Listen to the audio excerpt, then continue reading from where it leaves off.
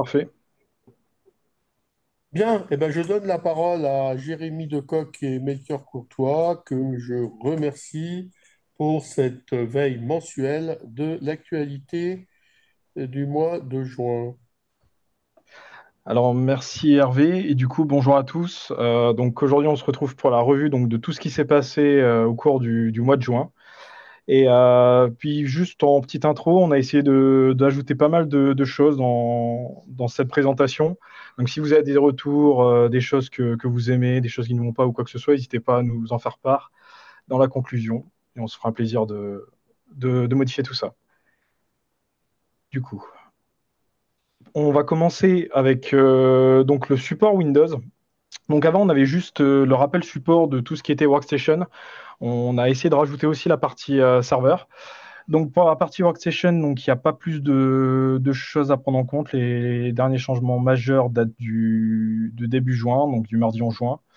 Donc là, vous avez encore un peu de temps. Donc prochain changement, dernier trimestre pour les deux premières versions.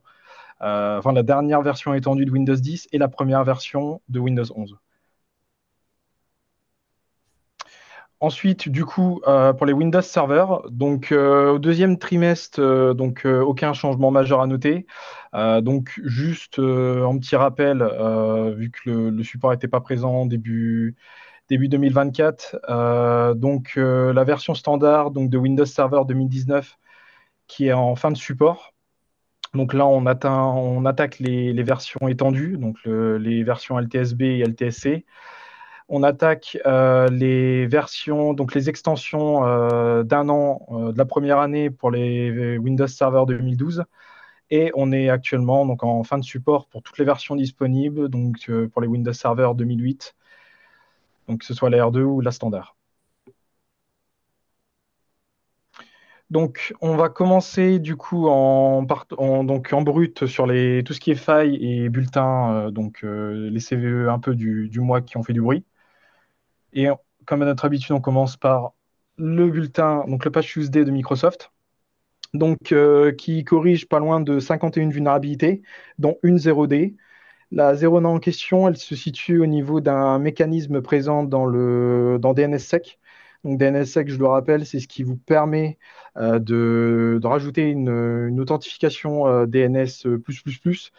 Donc en fait, vous rajoutez une signature, c'est une signature cryptographique qui va se rajouter au niveau de vos enregistrements DNS. Donc c'est un protocole qui existe depuis très longtemps et qui est pas beaucoup utilisé parce que beaucoup de vulnérabilités sortent régulièrement sur le protocole. Et donc là, c'est au niveau de son mécanisme NSEC3 que la vulnérabilité se situe. Donc en fait, c'est un mécanisme qui va vous permettre de prouver l'absence d'un enregistrement de DNS dans une zone. Ce qui vous permet par exemple de pallier à tout ce qui est un empoisonnement de cache DNS. Et donc, en fait, la vulnérabilité en question va jouer sur la charge CPU qui est consommée par le mécanisme NSEC3, ce qui va entraîner donc une surcharge du CPU et va finir par causer un déni de service qui peut devenir assez destructrice pour le Windows Server qui l'héberge. Et donc, quand on parle de Windows Server, donc c'est à partir des versions 2012. Et selon Microsoft, elle n'est pas actuellement exploitée dans la nature, mais pensez que tout de même à le patcher. Ensuite, pour des vulnérabilités critiques ou intéressantes, on a donc une première vulnérabilité sur MSMQ. Donc MSMQ, c'est le Microsoft Message Queuing, donc qui est la technologie de Microsoft qui vous permet de faire de la messagerie asynchrone. Et donc vous avez tout simplement une RCE donc, qui est disponible sur MSMQ, qui affecte toutes les versions Windows 10 et 11, ainsi que toutes les versions Windows Server supérieures à 2008. On a ensuite donc les deux vulnérabilités qui ont fait le plus parler pour ce Patch Tuesday. Donc la première qui se situe au niveau du driver Wi-Fi natif qui est présent sur vos Windows, donc qui vous permettent une exécution de code à distance qui ne requiert pas d'authentification préalable et qui est zéro clic. Donc en fait, le seul prérequis, c'est que la machine de l'attaquant se trouve pas loin du réseau sans fil sur lequel se connecte votre machine cible. Donc il faut que vous soyez dans un périmètre d'environ 100 mètres. ce qui est pas trop compliqué si vous utilisez votre machine professionnelle dans un cadre public, donc dans un hôtel, dans une station ou autre. Et donc, le driver Wi-Fi impacté donc, se trouve sur toutes les versions supérieures ou égales à Windows 10 et à partir de Windows Server 2008. Et ensuite, la dernière, donc, qui est elle aussi une exécution de code à distance, zéro clic aussi. Donc là, on ne précise pas si elle requiert de l'authentification, mais au niveau de votre cible, donc de la personne qui va soit ouvrir, soit prévisualiser votre mail. Donc, par exemple, au niveau d'Outlook, ça se réalise via son panneau de prévisualisation. Et donc, qu'il soit ouvert ou prévisualisé, en fait, vous exécutez la charge malveillante présente dans votre mail. Donc, ce qui vous permet soit du coup de contourner toutes les listes de blocage qui sont effectuées au niveau du registre d'Outlook, soit vous pouvez créer une DLL malveillante qui ensuite va vous permettre d'exécuter du code sur la machine cible. Donc de vulnérabilité très critique. Et donc pour la dernière, elle affecte toutes les versions donc Outlook présentes soit sur Microsoft 365, soit sur les versions directement Office, version standalone. Melchior. Pardon. Ensuite, on a une file system donc, qui se situe au niveau du firmware des routeurs Asus, donc qui requiert aucune authentification également. Donc, elle affecte plusieurs modèles de routeurs. Donc là, vous avez la liste des routeurs affectés. Donc, qu'est-ce qu'il y en a à dire à part du fait de mettre à jour votre firmware, enfin le firmware des routeurs si vous êtes affecté si vous utilisez un de ces modèles, ou sinon de restreindre l'exposition de votre routeur. Donc bien sûr, c'est un routeur, donc selon l'usage que vous en faites. Par exemple, si vous l'utilisez pour sa DMZ, c'est relativement compliqué, mais vous pouvez au moins protéger l'interface d'administration, euh, être peut-être plus restrictif sur la redirection des ports, désactiver certains services euh, temporairement si vous ne pouvez pas mettre à jour votre firmware, comme le service VPN qu'ils peuvent proposer, ou sinon ne pas l'utiliser en tant que DMZ. Donc, pas mal de choses qui s'offrent à vous si vous ne pouvez pas le mettre à jour, mais ce qui reste quand même la solution number one à envisager. Ensuite, on a 2 exécutions de code à distance et une évasion de privilèges sur VMware vCenter. Donc, vous avez 2 heap overflow. Donc, une heap overflow pour vous faire un petit rappel, c'est une vulnérabilité où en fait vous allez chercher à écrire plus de données sur une zone de mémoire qui était allouée, mais cette fois, donc par rapport à un buffer overflow, c'est pas sur la stack, pas sur la pile, mais sur le tas. Et donc soit dans le but de corrompre des données, soit de réécrire du code arbitraire ou autre. Et donc, pour les deux, elles se situent au niveau du protocole DCE-RPC, donc une dans son implémentation et une dans son fonctionnement. Donc, le protocole DCE-RPC, donc, vous le voyez souvent écrire DCE/RPC, c'est ce qui va vous permettre le protocole qui va vous permettre de faire des appels de procédures à distance. Donc, vous retrouvez le RPC qui permet de faire ça sur Windows. Et donc, par exemple, dans notre cas, c'est ce qui est utilisé pour les communications entre vCenter et ses hôtes ESXi.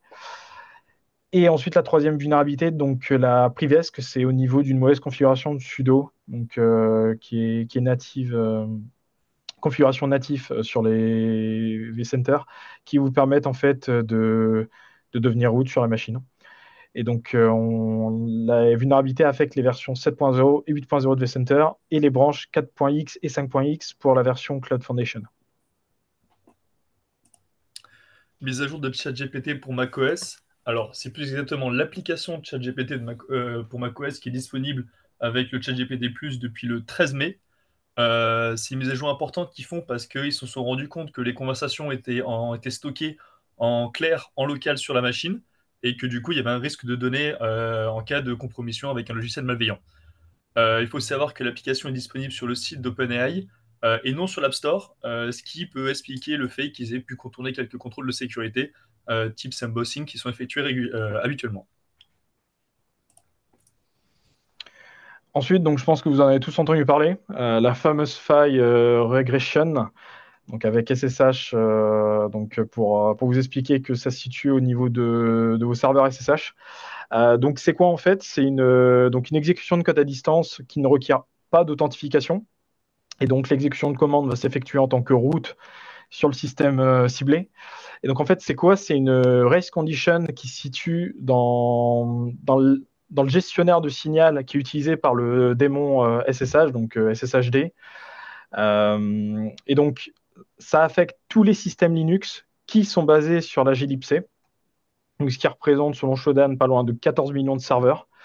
Et donc, pas mal de versions aussi, parce que du coup, toutes les dernières versions, donc entre la 8.5P1 et la 9.7P1, sachant que la P2 est sortie à la volée, justement pour corriger cette vulnérabilité.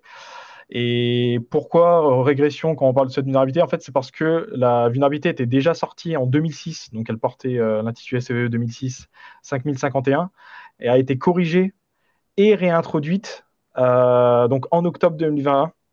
Donc, ce qui est exactement le même fonctionnement.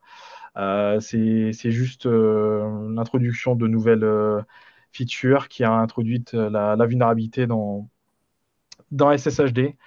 Donc, comment faire pour vous protéger de cette vulnérabilité? Donc, je ne l'ai pas écrit, mais évidemment, de mettre à jour. Ou sinon, si vous ne pouvez pas monter de version votre serveur SSH, donc OpenSSH par exemple, vous pouvez définir le login grace time donc à 0. Donc ça, c'est dans votre fichier etc SSH SSHD. Donc ce paramètre, en fait, ça définit le délai au bout duquel le serveur se déconnecte si le serveur ne s'est pas authentifié sur le serveur. Voilà. Ensuite, on a une faille critique donc, sur la suite LibreOffice, donc la suite open source, qui en fait se situe sur le fait que vous pouvez utiliser LibreOffice en tant que, entre guillemets, bibliothèque, c'est-à-dire que vous avez utilisé ces fonctionnalités de conversion, de visualisation et d'interaction avec les différents documents. Donc vous utilisez ces fonctionnalités-là via vos applications directement. Et donc en fait, vous switchez le mode de LibreOffice et vous le passez en LibreOffice Kit. Donc c'est une fonctionnalité native depuis plusieurs années. Et donc en fait, ce qui a été découvert, c'est que donc, quand vous utilisez LibreOffice en mode LibreOffice Kit, tout ce qui va être récupération de ressources vers l'extérieur, communication entre vos applications et vos documents via LibreOffice Kit, en fait, toute la vérification de la certification DLS sera désactivée. Donc ça, pourquoi? Parce que tout simplement, en fait, ça utilise en background la commande curl, donc qui vous permet de requêter un serveur HTTP. Et en fait, l'option curl opt SSL verify peer est définie par défaut sur false, ce qui veut dire que il va essayer de joindre le serveur avec TLS. Enfin, il va vérifier la présence de TLS. Et s'il voit que TLS n'est pas disponible, en fait, il va simplement essayer d'accéder à la ressource en ignorant la présence de TLS, ce qui est forcément un risque critique, donc que ce soit pour la récupération des ressources. Pourquoi? Parce que vous ne protégez pas de tout ce qui est interception du trafic et la manipulation du trafic, donc man in the middle entre votre serveur et votre application. Et donc c'est pour ça qu'elle a été catégorisée comme critique. Et donc, elle impacte toutes les versions qui sont inférieures à la 24.2.4. Donc, entre les lignes, ça veut dire essayer de passer à minimum à la version de 24.2.4. Et donc, pour la dernière faille donc, du mois dernier, on a donc c'est une vulnérabilité qui se situe, enfin plusieurs vulnérabilités qui se situent au niveau des appareils Pixel, donc les appareils de Google. Et donc, il y en a une qui a retenu notre attention, donc c'est la CVE 2024 32896. Donc pourquoi?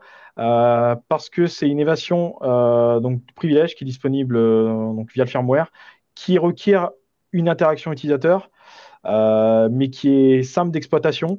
Donc la preuve en est qu'elle est fortement exploitée dans la nature. Donc on n'a pas plus d'informations sur la vulnérabilité en elle-même. Elle n'a pas encore été détaillée par Google, mais, mais elle semble vraiment critique. Donc n'hésitez pas du coup à suivre à suivre les sorties techniques qui vont être faites sur la vulnérabilité en question dans les enfin, dans les semaines qui arrivent. Et si vous voulez remédier à la faille, il y a le patch de juin de Google qui est sorti et qui vous protège de cette vulnérabilité firmware.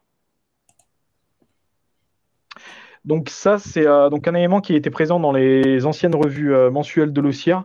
Donc on l'a un peu revu à notre sauce. Donc en fait, on a pris les 30 plus gros fabricants internationaux qui sont présents sur l'axe Y de notre graphe. Et donc en fait, on visualise ici l'ensemble des vulnérabilités qui sont sorties pour l'instant dans l'année. Donc et forcément, pour l'instant, on a toutes les vulnérabilités entre janvier et juin. À droite, en fait, vous avez du coup le nombre total de CVE pour chacun des fabricants.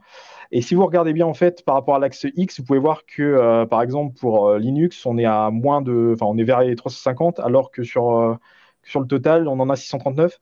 Pourquoi? En fait, c'est parce qu'on a appliqué un poids sur le graphe, qui se base sur le niveau de criticité de la CVE.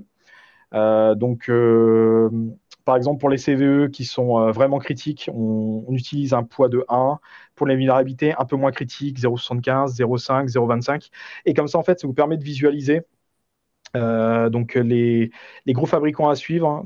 Par exemple, si vous utilisez des versions, le kernel Linux, vous assurez d'être à jour sur les bulletins qui sortent, parce que forcément, c'est un fabricant pas mal ciblé. Donc voilà, donc ça fait partie des points. Si vous avez des choses à nous dire, nous faire des remarques, n'hésitez pas en fin de revue. Donc ensuite, après les failles, on a tout ce qui est gros événements majeurs qui sont redéroulés pendant le mois, donc tout ce qui est piratage, malware, ransomware, spam, fraude et déni de service. Je commence sur le premier point. Donc, retour sur le piratage des Cisco Nexus. Donc, les switches de Cisco, exactement, il y avait eu une zero day qui avait été exploitée en avril dernier dans les systèmes NXOS. Il faut savoir qu'on peut associer l'exploitation au groupe Velvet Ant, qui était un groupe de cybercriminels sponsorisé par l'État chinois. Les prérequis pour pouvoir exploiter cette faille étaient déjà d'avoir un accès administrateur au système.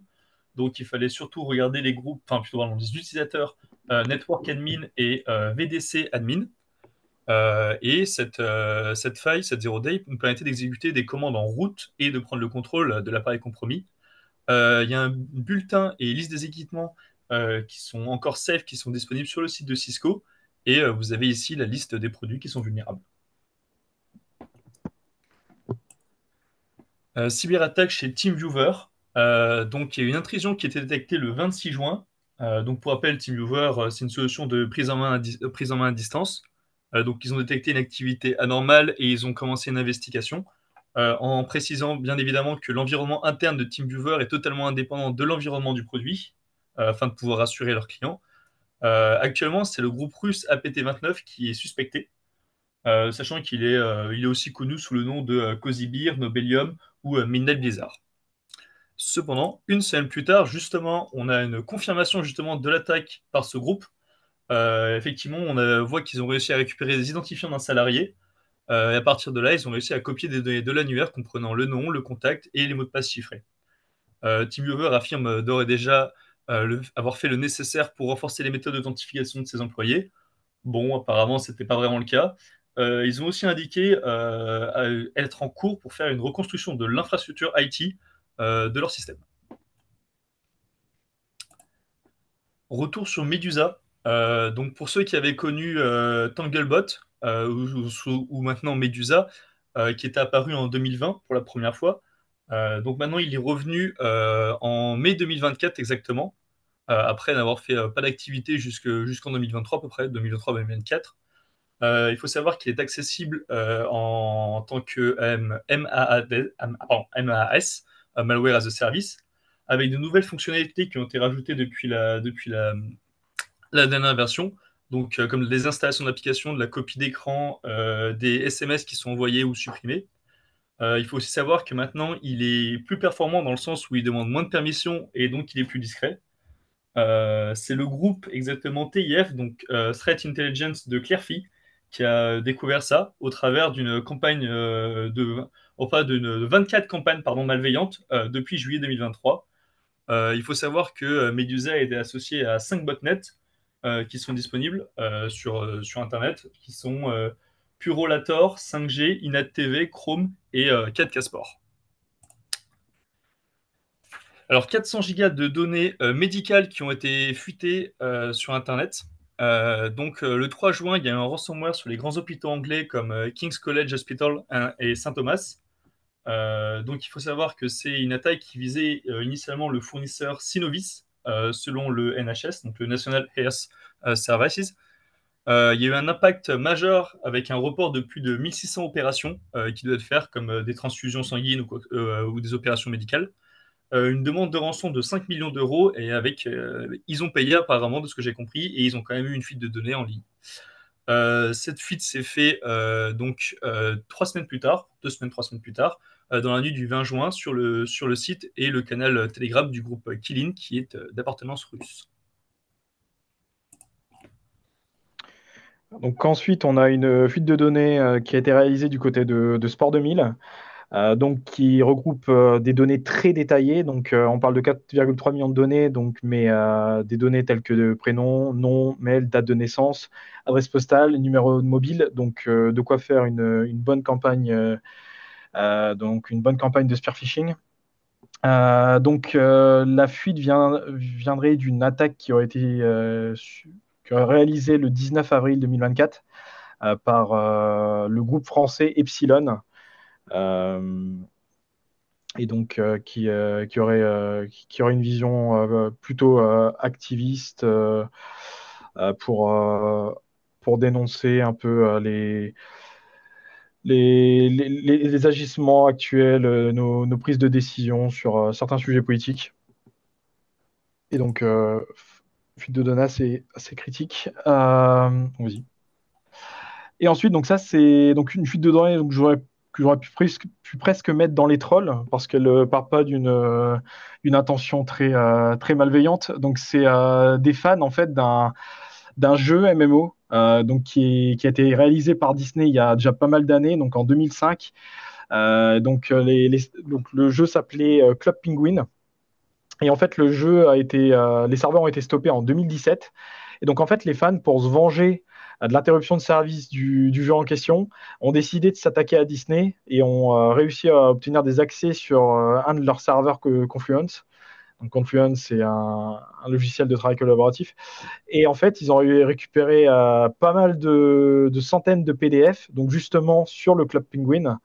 Donc, ils ont montré des extraits en ligne donc de fiches de personnages, de statistiques, de cartes. Donc, c'est assez drôle qu'on se dit que l'attention derrière était purement fanatique, on va dire ça. Mais le truc derrière, c'est qu'ils ont récupéré pas mal de documents donc un peu sensibles, donc qui se situaient également sur ce serveur Confluence, donc des projets, de la documentation sur des projets commerciaux, sur des logiciels de Disney, donc qui sont pas rattachés au Club Penguin, mais également aussi des secrets, donc des points de terminaison vers des API, des informations de connexion vers des buckets S3. Et si on se réfère à la date donc, des documents les plus anciens qui ont été récupérés, donc l'intrusion date à minima du début juin 2024. Donc ensuite, bon ça c'est encore actuel malheureusement. Donc le fait que plusieurs sites gouvernementaux soient victimes de déni de service, donc d'attaques par déni de service. Donc là je vous ai listé 14 sites français qui ont été ciblés. Donc la police nationale, Légifrance, l'INSEE, services publics, plusieurs ministères. Donc je vous ai mis là le ministère de l'écologie et de la culture. Et donc j'aurais pu vous en mettre encore pas mal d'autres. Donc sachant que certains ont été rendus indisponibles pendant plus de 48 heures.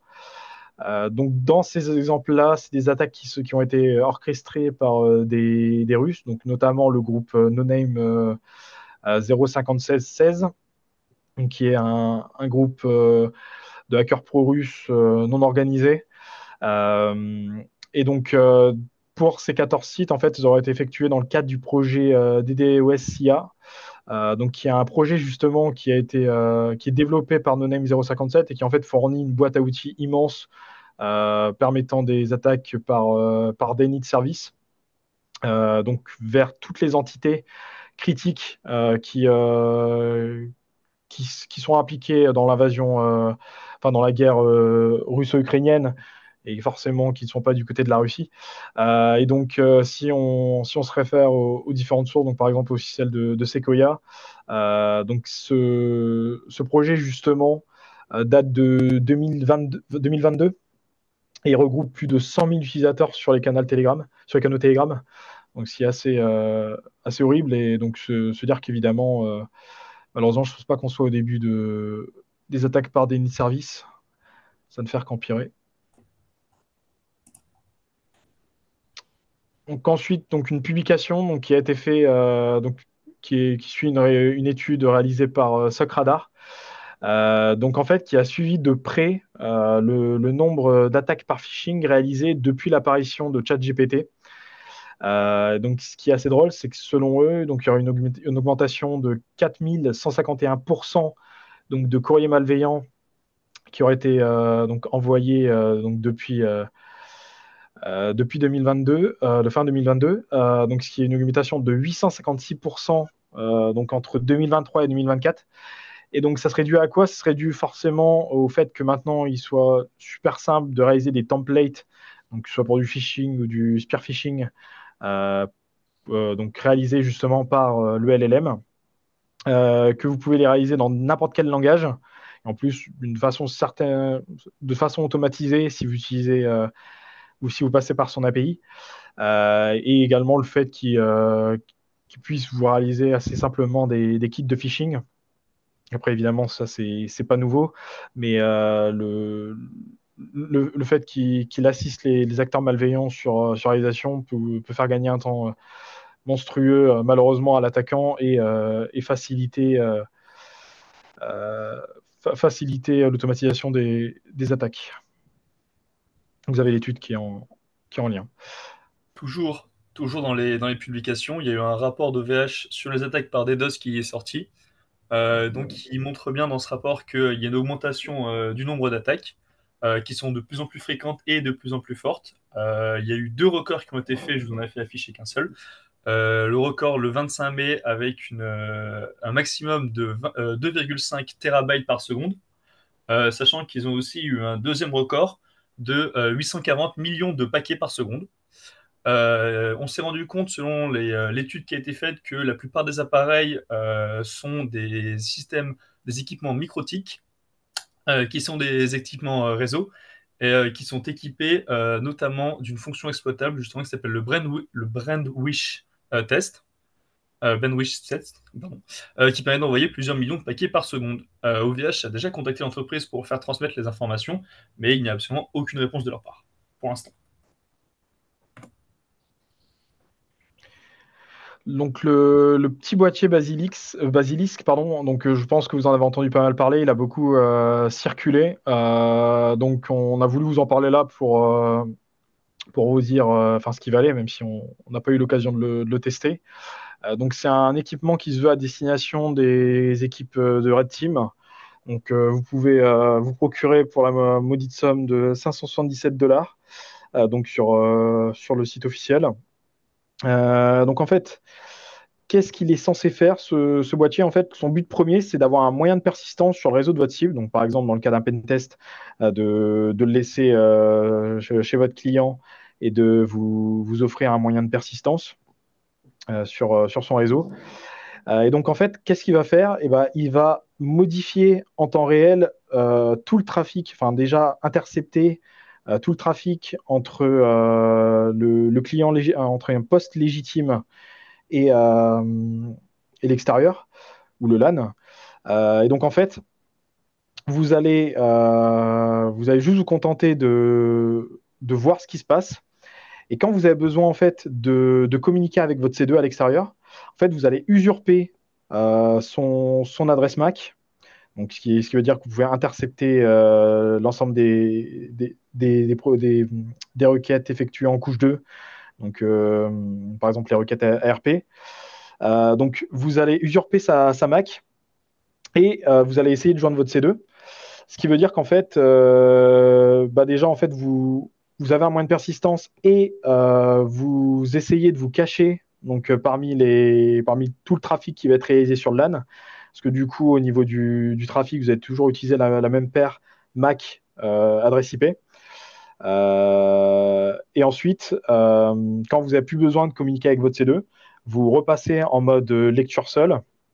Et comme ça, vous ne coupez pas le service donc de du poste légitime. Et donc, selon les fabricants de Basilisk, vous avez la possibilité donc, de contourner les mesures type NAC et MAC whitelisting. Vous pouvez passer sur du débit 10, 100 mégas facilement. Donc, ils n'ont pas parlé de débit plus important. Mais je pense que c'est juste des petits modules à rajouter en plus sur le boîtier. Vous avez une mémoire tampon circulaire de 32 kilooctets sur chaque port physique. Euh, et voilà, sachant qu'aucun trafic n'est envoyé depuis donc depuis le Basilisk tant qu'une adresse MAC n'a pas été spoofée.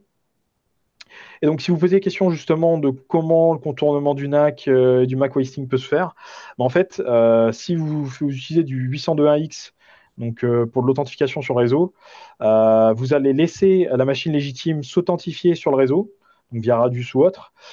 Et donc, une fois que l'authentification se fait et que le switch, donc si c'est un switch, si vous passez par un switch, va whitelister un port réseau, bah, en fait, vous derrière, au moment où vous allez vouloir usurper, vous spoofer la MAC de l'appareil légitime, vous allez tout simplement pouvoir facilement passer par le même port en question, vu que vous utilisez la même paire IP MAC.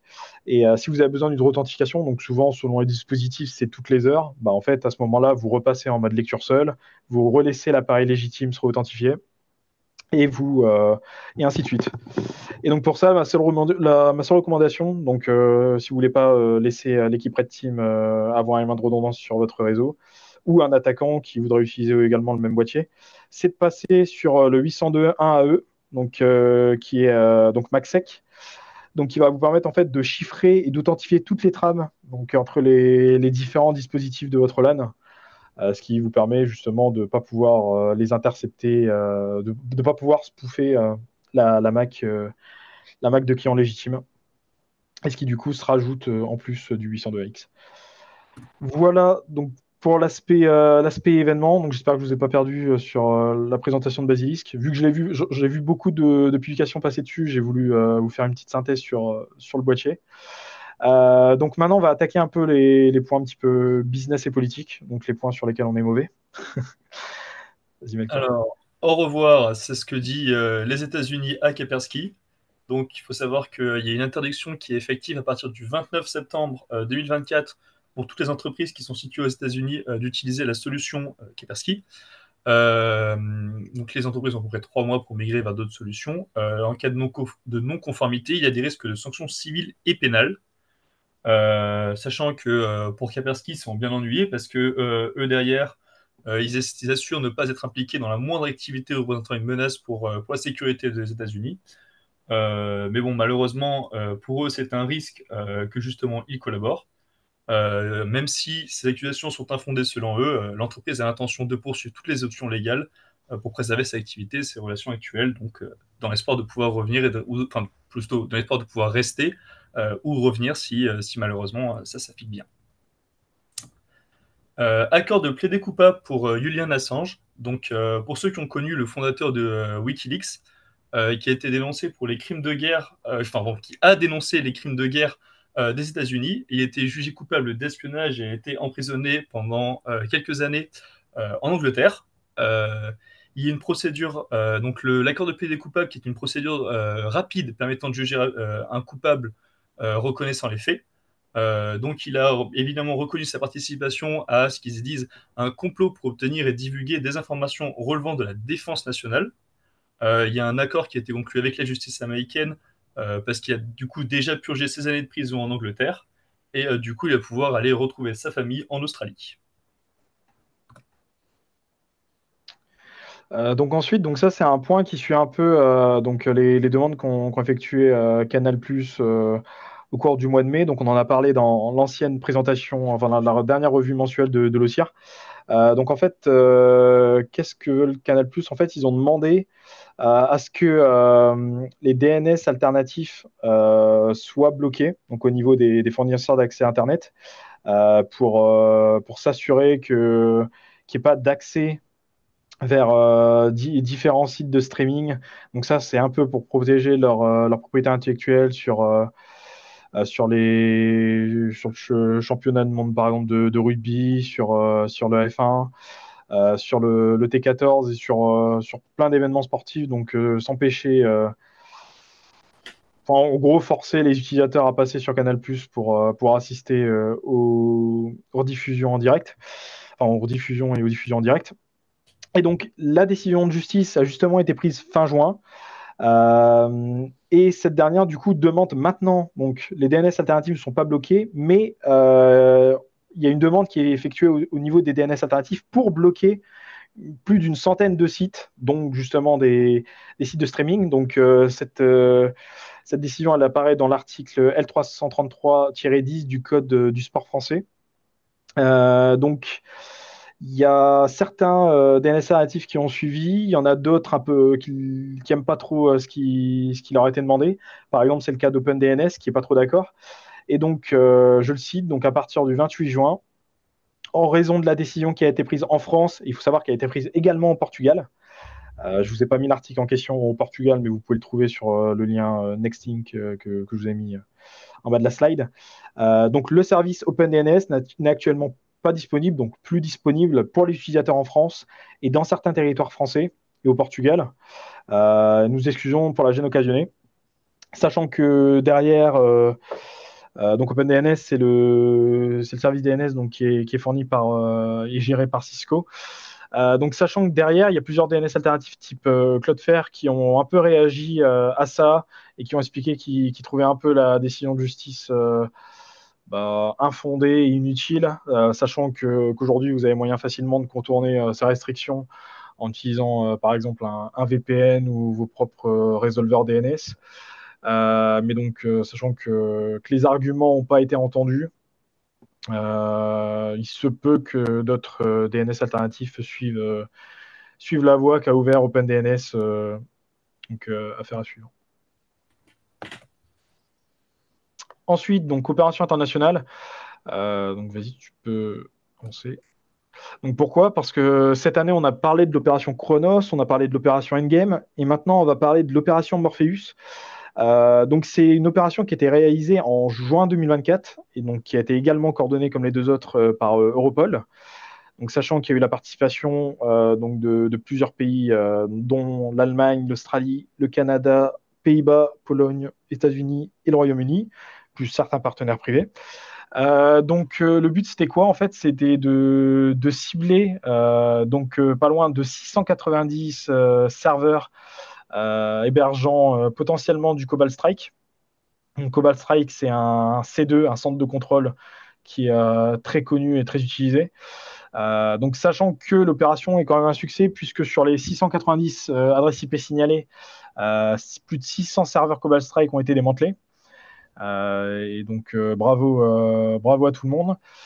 Et en annexe, il y a pas mal d'opérations qui ont été également réalisées, dont on n'a pas forcément parlé dans cette revue, mais par exemple l'opération EMA, donc, qui elle cible tout ce qui est réseau de distribution de droppers. Donc les droppers, c'est ce qui vous permet d'introduire des...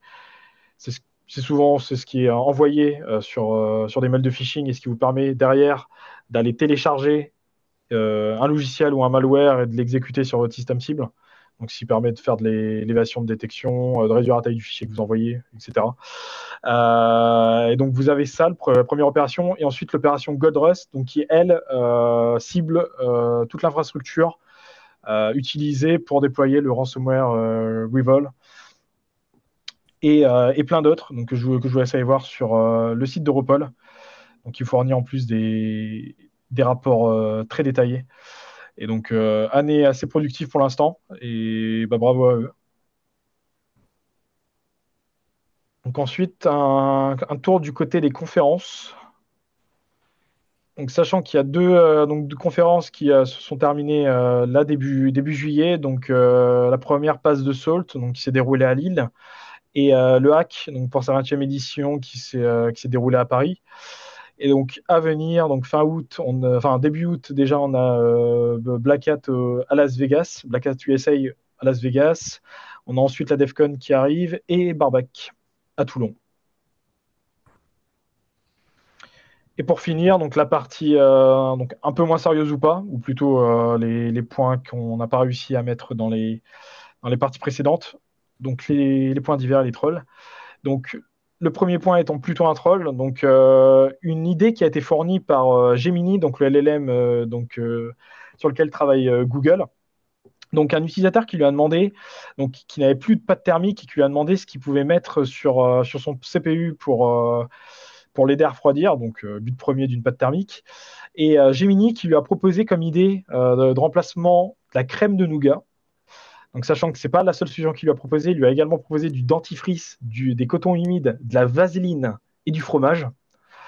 On dirait qu'il a bien été entraîné. Et donc, selon vous, entre justement de la pâte thermique et de la crème de nougat, laquelle est la plus efficace? Bah, sans surprise, la pâte thermique. La crème de nougat, donc selon le retour de l'utilisateur qui l'a testé, elle n'a pas endommagé l'équipement de façon irréversible sur le court terme, même si c'est loin d'être une solution miracle. Donc, si vous regardez le graphe en bas, elle a un peu aidé, mais on est loin du niveau de réduction de la pâte thermique. Donc, n'écoutez pas Gemini, faites un peu de recherche avant de faire ça. Et puis, sachant que c'est pas trop esthétique, si vous regardez l'image en haut à droite. Et puis, je sais pas vous, mais pour le coup, j'ai plus de chances de trouver de la pâte thermique chez moi que de la crème de nougat. Bref, point suivant. Donc ça, c'est donc Croatsec qui a décidé de participer à la sécurisation de la France pendant les Jeux Olympiques et a décidé de fournir une blacklist de plusieurs milliers d'adresses IP à l'ensemble de la communauté à but non intéressé. Donc, sachant que dans ces milliers d'adresses IP, on retrouve donc toutes les IP qui ont été le plus actifs au cours de ces 30 derniers jours. Donc, et forcément des IP qui ciblaient déjà des entités françaises.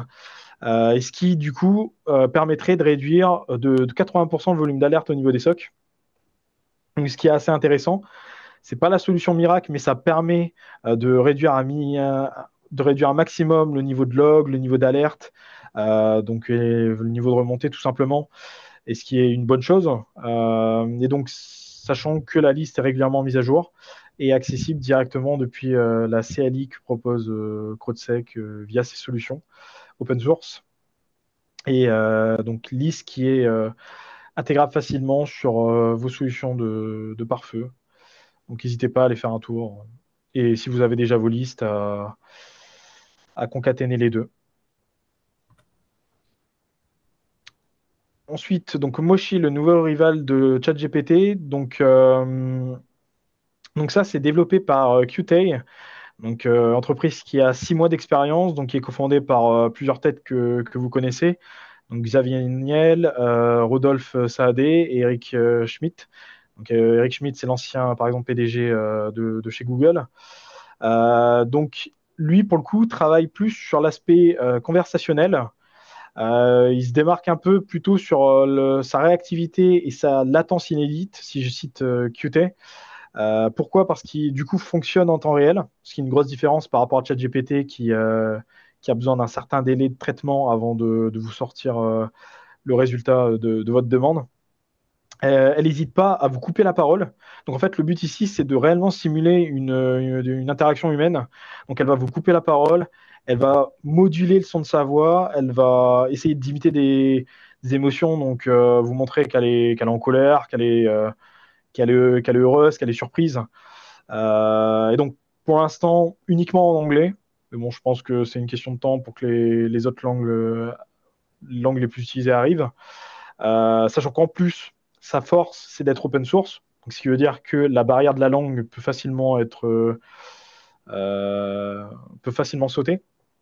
Donc, c'est un modèle qui contient plus de 7 milliards de paramètres. Donc, ça se base sur le modèle Helium. Puis, vous avez d'autres technologies qui ont été rajoutées, comme par exemple un code pour tout ce qui est compression de la voix, donc de l'audio. Donc, par exemple, Mimi. Et vous avez d'autres choses qui ont été rajoutées derrière.